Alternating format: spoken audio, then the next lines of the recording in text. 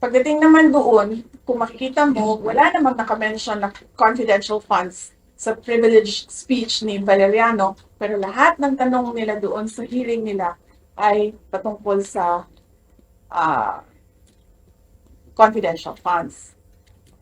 So, noong una, pumunta ako doon, sinabi ko sa kanila na ang ginagawa ninyo ay fault finding. Naghahanap kayo ng mali kasi wala kayong makita, naghahanap kayo ng mali para makapaggawa kayo ng impeachment. Sinasabi nila, oh, siya lang naman nagsasabi ng impeachment, hindi mo kami nagsasabi.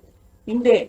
As early as November last year, nag-announce na si Franz Castro, nagsabi na siya na we are um, talking about impeachment.